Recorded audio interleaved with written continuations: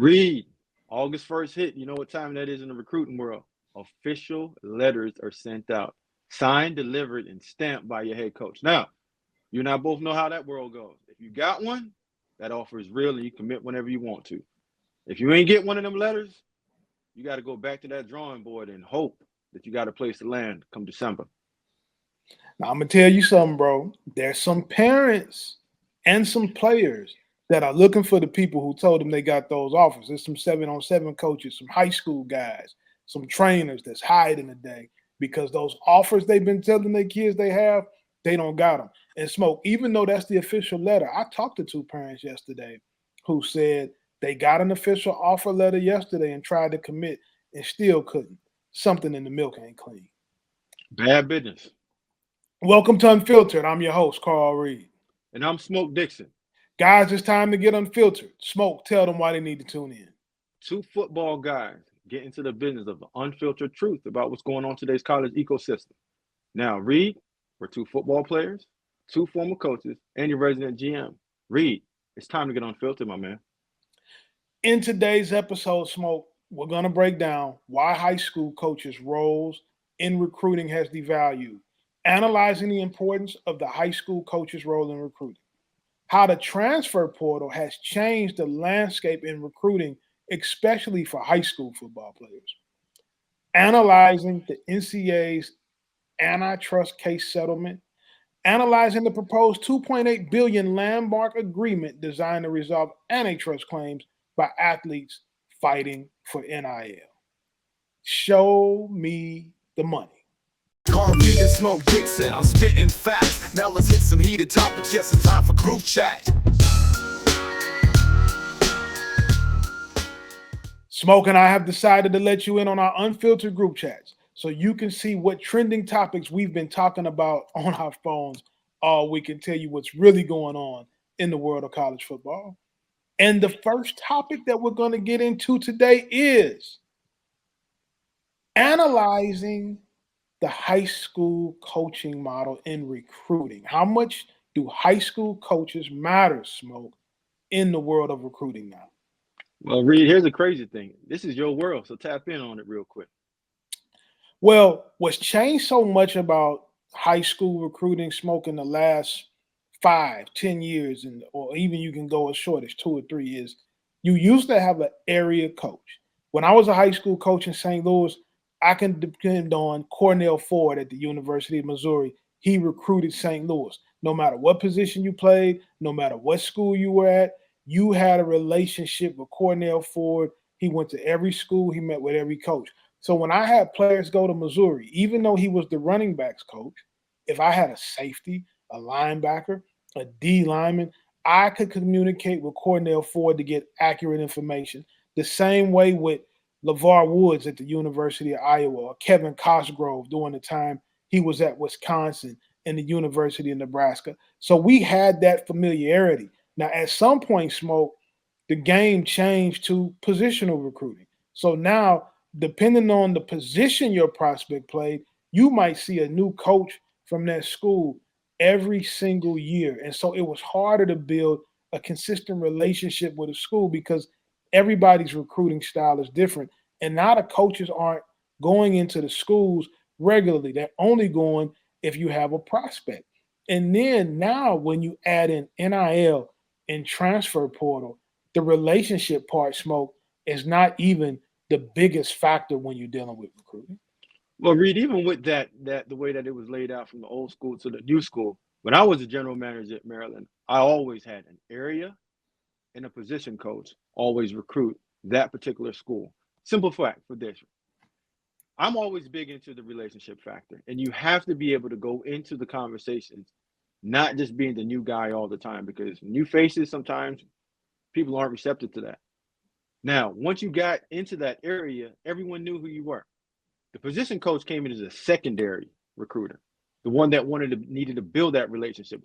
Case in point, if I had an offensive lineman, I don't care if my DB coach had that area. You're going to have a relationship with your guy in that area. All the position coach did when he came in, Reed, was to sweeten the pot and build that relationship. It just gave you direction of how you're going to be played and how you're going to be used and how you're going to be developed. And when it came down to the transaction of the business part of it, that's when GM, head coach, got involved and made sure that everything would smooth out. But the old school model, Reed, man, I don't know if it's going to stay around for a long time. But listen, go ahead. Well, I'm gonna tell you what else too is great about that model, Smoke. What if the offensive line coach isn't a great recruiter and your DB coach is your best recruiter? Now, if you put the O line coach out there by himself, he could miss on a target that the DB coach could have really threw him an easy alley oop, and all he had to do was come in and solidify the relationship. So I think that coaches have to look at the model that they're using and not just say, we're going to position a recruit, because from a standpoint of building relationships, you got some guys that are great recruiters and you got some guys that aren't. And so it could really hurt you in that model. Well, Reed, we knew how important the high school coaches were in the old model. Don't know how important they are now. Why are they so overrated in the way that recruiting is going right now with the new process? Well, number one, they're not the sole gatekeeper of information anymore. It used to be that if you were a parent or if you were a college coach, you had to come to the high school coach to get all the information you needed to learn about the kid from a character standpoint, an academic standpoint. But now, what has exploded in football? 7-on-7. There's a trainer on every corner, and there's a 7-on-7 coach on every street. So these guys have a lot more people that are involved in their decision making now than just the high school coach was back in the day. And then, Smoke, right? When you add the money into it, what if I really like a coach at a certain school so I can have some influence on whether that kid will go to that school or another school? But now, as a high school coach, if you in a situation and you really like a guy, but he only offers your guy 75,000, and the other guy that you don't like as much or you don't think is a good enough fit for your kid or the right fit for your player, I should say, he offers him $150,000. Guess what, Smoke? You know what's going on. That's where I'm going. Now, Reed, here's the crazy thing. When I was getting recruited, Coach Windsor, my high school head coach, Bob Windsor, Paint Branch High School. The only way that you can get into high school and actually talk to me was going through Coach Windsor. Nowadays, Coach, you like you just said, you got trainers, 7-on-7 guy, and you got that uncle stuck over in the corner thinking that they have the best interest of that prospect. So now the high school coach is being removed further and further because for the truth, Carl, high school coaches don't really want to deal with this entire process. Let's just get it straight out there because it's too much. You're getting into a place where it's now becoming business. It's now coming personal. And say, for example, I'll give you an example. If you had a good relationship with the coach at South Carolina and your kid is committed to him, and going by you, Carl, once you're committed, you're committed. You ain't talking to nobody else. You ain't taking no visits. Nothing else is going on. And now that kid flips and goes to Georgia. Now, what is that South Carolina coach going to come back and say? Carl, we've been doing business for 20-something years. And over this one kid, our business is going to fall completely apart. Yeah. That's why I think a lot of the high school coaches, yes, they're being overrated in that process, but they don't have much value in it moving forward once it's getting changed to a business format and really the relationship part is out of it because it's becoming more transactional than anything. And then, too, you got to think, Smoke, you and I graduated high school in 1999. When I played at Hazelwood Central High School, my head coach, Norm Ryan, you had to deal with him when it went to recruiting. All the calls came to him. Smoke, there weren't cell phones when we played. There wasn't Twitter. There wasn't X. There wasn't Instagram or Facebook or any of that when you and I played. But now, today, the college coach is going to keep recruiting the kid after he commits, and they don't have to call you to get in touch with the kid. They can DM him on social media. They can get in touch with him through a 7-on-7 coach, through his trainer. And guess what? Now you throw NIL in the mix and NIL agents, and you might have some quid pro quo going on with guys that are getting percentages of some of these deals. And so now guess what? Everybody's just doing business. It's no more relationships. And I'm going to tell you what, something the guy told me a long time ago, OG told me this, Smoke. Sometimes this game can get, and the money getting involved can turn good dudes into bad people. Now, we just hit all the factors, but in the last factor of it all, It's just the trickle down effect, the domino effect of not having those relationship with those high school coaches. Because I know on your side of it, you've helped guys get into school. But once you bring it down to a transactional base and the relationship is now removed, the head coaches are removed, now you see kids getting dropped at the last minute. Before that, it would never happen. Because if a school dropped one of your kids, Carl, what's going to happen moving forward? If you dropped one of my kids, I would make sure you couldn't recruit in the whole city. And it was 5 or 6 coaches who were strong enough to be able to do that, and it happened all the time. But now you can't do that anymore. It's too much money involved. Parents and players don't walk away from the money, and people need money. Smoke. It's hard to tell kids who are living in certain conditions not to take the money. The bills are late.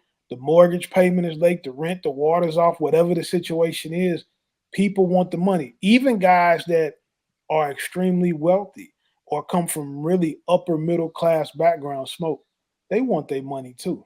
Money Straight talks, and BS runs a marathon. run for a long daggone time. Now, Carl, let's jump on this next one. Since we already touched on the NIL topic of it, how's the transfer portal changing high school recruiting? That's a quick topic that I know all the cats have been hitting me on, been in my position and just saying, hey, Smoke, what is it now compared to what it used to be? Well, what it does is it gives the colleges an opportunity to take a player that they know can play, that's proven based on his tape, that he can already compete at the collegiate level. And so what it's doing is it's pushing the mid-level to borderline high school prospect back down a level. There used to be a time where you could be a developmental guy. You might need to put on 20 pounds. You might be a step too slow, a hair too short, and you can get an opportunity to go red shirt, develop, and we think that you might make it. But now with the transfer portal, you don't have to take a chance on a kid you think might be ready in 2 years, because guess what? In 2 years, you'll be fired if you don't win. The game is totally different. Guys not getting to play out 4 or 5 years of a contract. You have to win today. It's too much money. It's too much pressure. So you can't really take a chance on a guy that might end up being good down the line. Smoke. You got to take somebody who can get it done today. Well, Reed, the way I looked at the transfer portal when I was sitting in my seat is a couple of factors. You can have misses, but you can't have whiffs. And what the transfer portal does is it allows you not to have whiffs. Whiffs are just can't do it. All they're going to do is sit at the training table and just eat up a scholarship. The transfer portal allows you to really go into fine details of recruiting and evaluating because you've seen those guys play. They're experienced. You know, right now, if I needed 2 or 3 offensive linemen, I need a left tackle in the interior guy, guard, tackle body, or a center guard body. You can go out there right now and start scouting for yourself and working out those deals. So you're not going to have whips.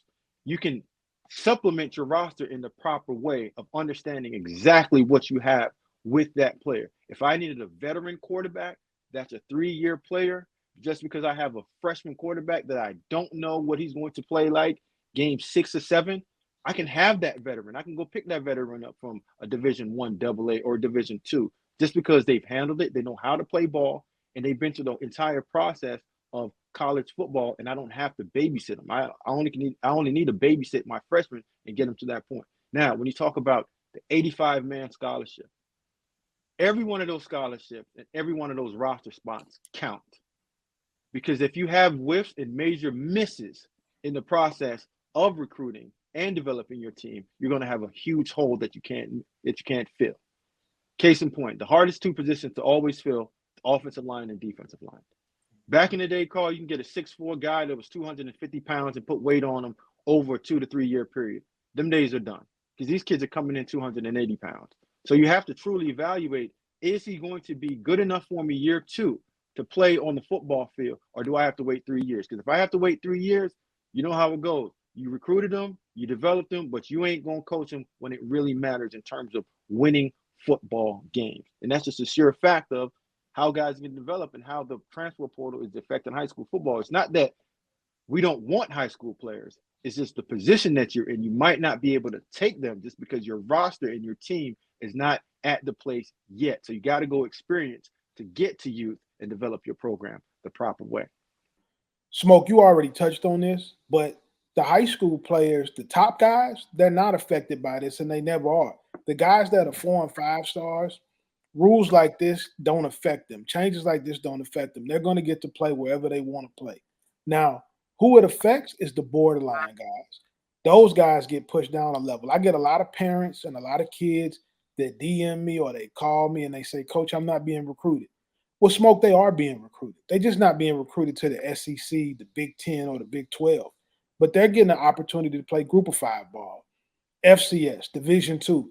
And most of them, Smoke, are never happy with those offers. They are always looking for more. And so what they don't understand is they're missing the opportunity to do what Cody Schrader did, which is go lead Division 2 in rushing and end up being the SEC Offensive Player of the Year. Or Jared Verse, who had 10 sacks at Albany, goes to Florida State and ends up being a first-round pick.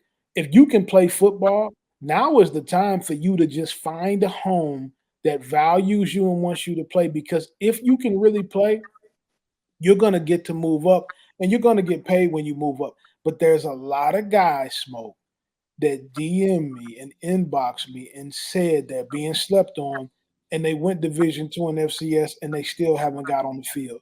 So recruiting typically works itself out, and I'm of the mindset that the kids are getting recruited, evaluated, and placed at the level they really belonged at anyway, Smoke. Well, Reed, at least you get DM'd. I used to get yelled at and told I didn't had no clue what I was doing by high school coaches, and even some of my old teammates, and sometimes even yourself too. Because here's the problem: we all want to get developed, but we don't want to understand what time and time management and effort does.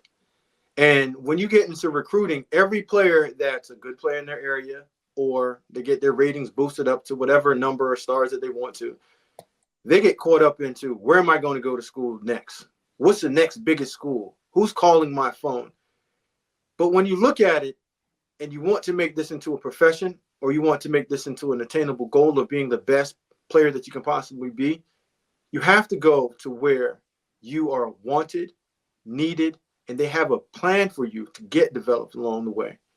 And most of the time, Reed, you and I both have played, coached, and understood that there's players that go to places that they aren't cut out to be. They go to a Georgia, Bama, Ohio State, and they never get on the football field. And you see them 2-3 years, and they're the ones that's disrupting the locker room for the most part, going back to their communities and speaking on how they're being treated and unfair. But at the end of the day, if they would have just gone to the school that could get them developed, get them on the football field, get them playing, and then, like you said, you gave the recipe to success. Go play, get developed, and then ante up at the end of the day. Because going to a place and having a signing day party because you're going to the biggest school out there and the best brand, most of the time ain't good for your health any daggone way. And you're going to end up transferring and going to the place that you were supposed to go at the beginning. I'm going to tell you what, their egos won't allow them to do that, though, Smoke. They all think they can play in the SEC. They all think they can play in the Big 10. And wherever they're getting an offer to, they think they can play at a higher level. If they're a Division 2 guy, they think they should be playing FCS. If they're an FCS guy, they think that they should be playing in the Sun Belt. If they're getting recruited in the Sun Belt, they think they should be playing at Alabama. There's very few players that are self-aware enough to say, you know what, my tape and my play dictate that this is the level I'm at. I did go to camp and I ran a 4.85 in the 40. I didn't run a 4.65. I didn't run a 4.5.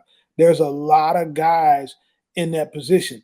And so when you look at film and you're really evaluating it against the top prospects in the country, most players don't have the self-awareness to handle that. So, Smoke, I don't hold it against them, but we do know that if they ain't starting, they departing. And if they ain't playing, they ain't staying. And what I tell guys is it's easier to go up than it is to go down. The fall down is treacherous. The move up is glorious. So go where you can play right away. The fall down hurt. But let me pose something at you. You've had guys that have been big-time SEC, Big Ten players, but you also had guys that went to lower level.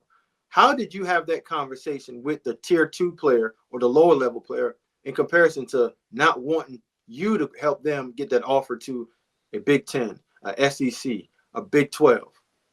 I think the high school coaches, what I did is I just told them the truth. What I would say to them, if I was talking to Eli Drinkwitz at Missouri, if I was talking to Dan Lannon at Oregon, or Coach Ryan Day at Ohio State, and they were evaluating these guys, I would just tell them exactly what they said.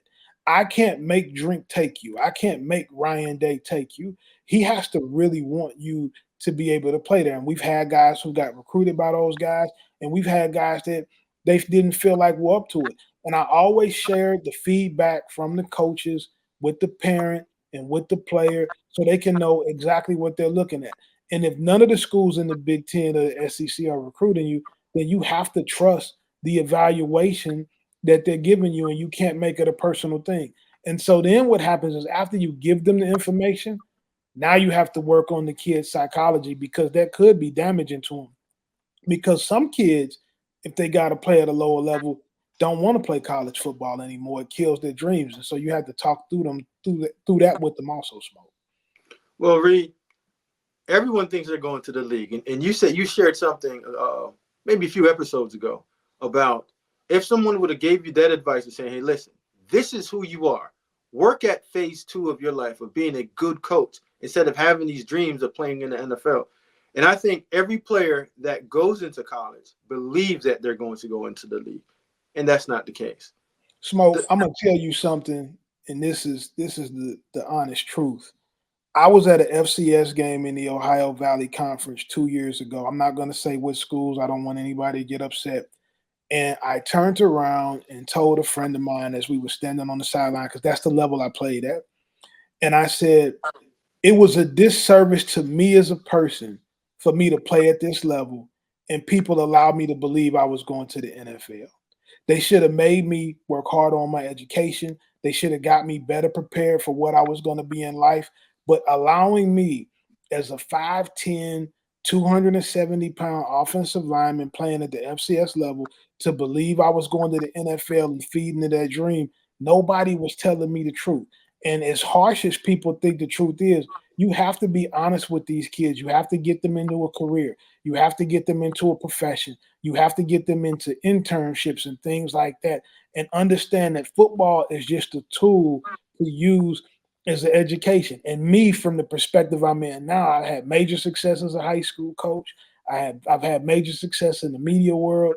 Now I could have been being groomed for those things as a young guy instead of going through the mental anguish when things don't work out in football. And somebody owed me the truth and they didn't give it to me.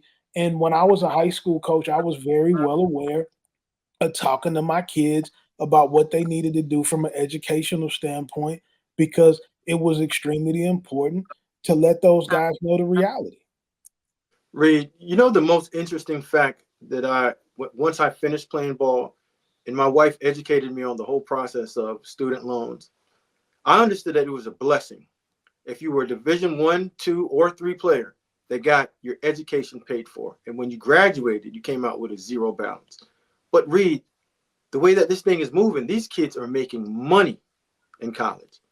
They're coming out of college not with a zero balance, but a plus, and getting them life start and getting a start on their life after football before even they get into a profession.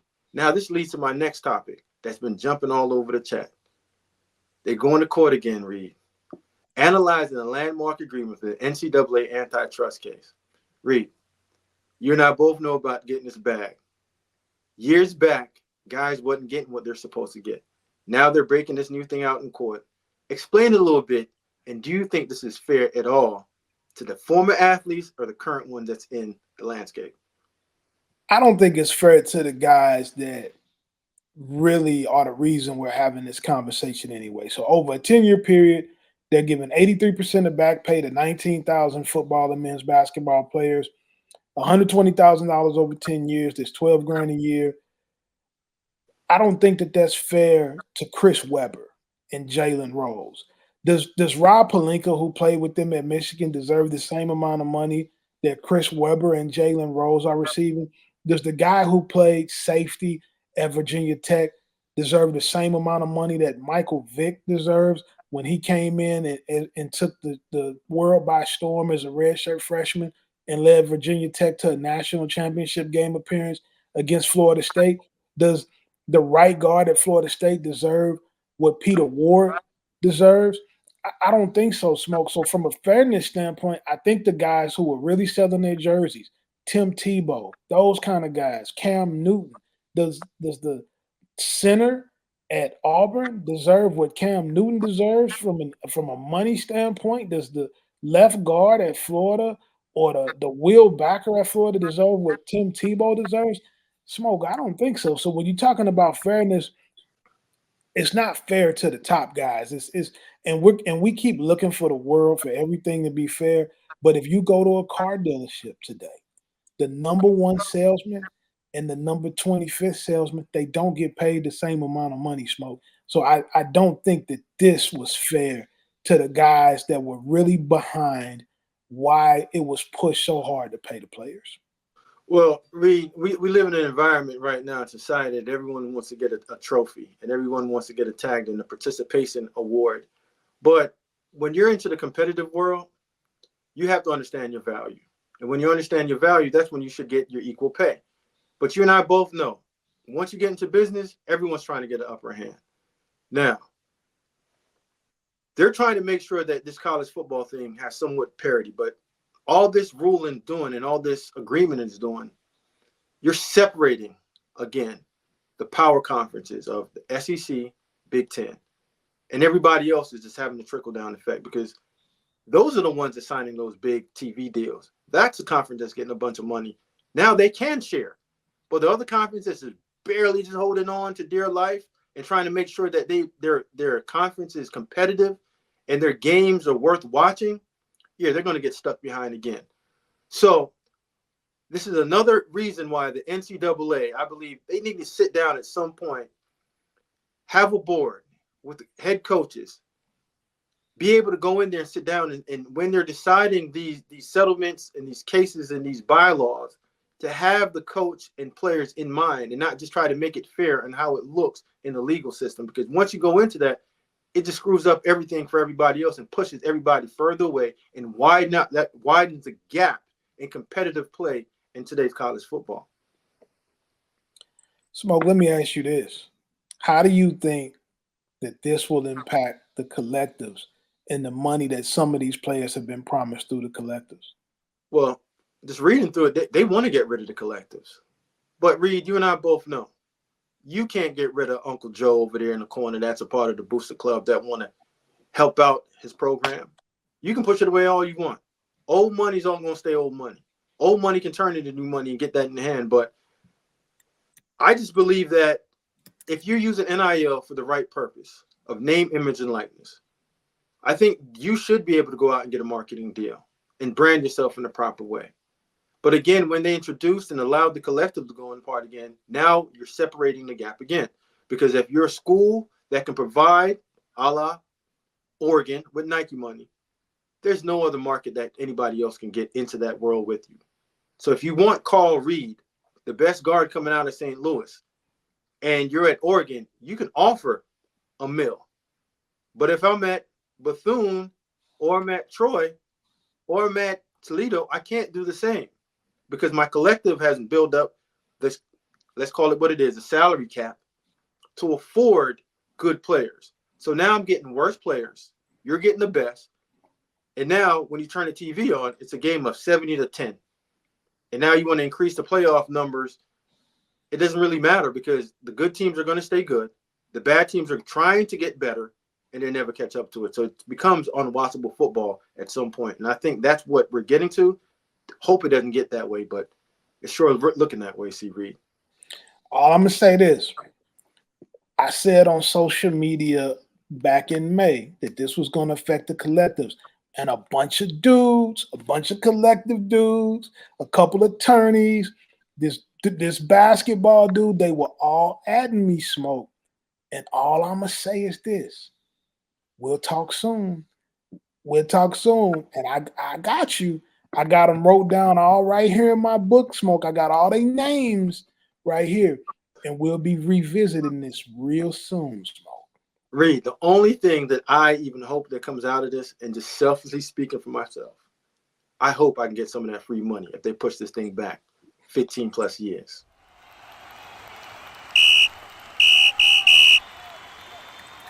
Smoke, it's time for us to throw our flags on the things that don't sit right with us. Who are you throwing your flag on today? Reed, I'm glad you just said that. I hope you open your hands up and get that catches me. Because Reed, I'm throwing it right at you. I'm throwing the flag on you for the simple purpose of what you said about 3 episodes ago about Georgia football. We just opened up for fall camp. Rah, Thomas out of there, suspended indefinitely off the team. Just another instance of off the field actions interrupting what happens on the field. And I get it. You made a point, and I'm not disagreeing with your point of just saying the good players and the head coach will get this right. But at the end of the day, you and I both know the way that football teams are built, the good players are at the top. The middle players are pushing the good players. The players at the bottom are pushing that second tier. And the more you can keep on pushing up, and up, that's when you apply pressure, and that's when it's ceiling and you reach your full potential. But when you're having off the field distractions and you're having players not focus on the task at hand, and that's winning, getting developed, and being a good college student and a good athlete, not having off the field issues of getting your team in trouble, your head coach sitting down and having press conferences about why you shouldn't be doing A, B, and C. Carl, none of us were model citizens in college. But at some point, it's going to affect you. Talent alone does not win football game. Talent with integrity, character, and hard work are all of the reasons why you have a chance to win. But that still does not give you the right to win the game. All that got to add up, and some things got to work out to make it happen. I just believe that at some point, Carl, this is going to catch up to them. They're ahead of it, but it's coming and it's catching up to them. Carl, who you throwing that flag on? First off, Smoke, to touch on that, talk to me when they don't win. Until I see them not win, rah-rah's out, next man up. Dominic Lovett is going to step up and play big football for Georgia. And these guys have good football morals. They might not be good morally people, but they have good football morals. And we have to stop acting like everybody who's won in sports had great moral character, because Smoke, we know that that's not the truth. And we also know that they bought those guys there to play football, and the demand of them is there. So before you get to throwing your flag on me, let's just wait and see who makes it to the SEC championship, because I think Georgia will still be there. But my flag on the play, you threw it at me, I'm going to throw it right back at you, because Smoke hates on everyone that's a threat to Alabama. If you watch our show, you know that Smoke played for the Alabama Crimson Tide. He is Alabama to the bone. Look over his right shoulder, you see the helmet, right? His son's name is Roll Tide. Roll Tide is his son's name, Roll Tide Dixon. So listen to this. He wants all the Georgia players suspended. You watch the show. Everybody's been in trouble at Georgia. He wants Ryan Day fired at Ohio State. He's upset that Caleb Downs left Bama and went to Ohio State. He says Clemson looks like an Ivy League team. Any program that poses a threat to Alabama, Smoker's going to come on this show on God's internet, and he's going to throw those people under the bus. Smoke, we tired of it. The people see through it, right? You like what was the guy's name that burnt down the trees at Auburn, Harvey, whatever his name was? You just got too much Bama in you, man. Reed, so you're throwing a whole bunch of hypotheticals at me, but I'm just throwing facts back at you. You and I both agree. We're going to go backward. Clemson's football team last year in the last couple of years, did that look like the same team that beat Alabama bad out in San Francisco? No. Am I the one that's pulling guys over and arresting them and suspending them off of Georgia's team? I'm not even there. I'm just telling you what's going on and telling you flat out, the pace that they're going at, they're going to run out of gas real quick. Now, you keep on touching on Ryan Day. I respect Ryan Day. I respect the moves that they're doing. I respect their quarterback, Will Howard, because you and the Buckeye guys get after me all the time. Will Howard is a good quarterback.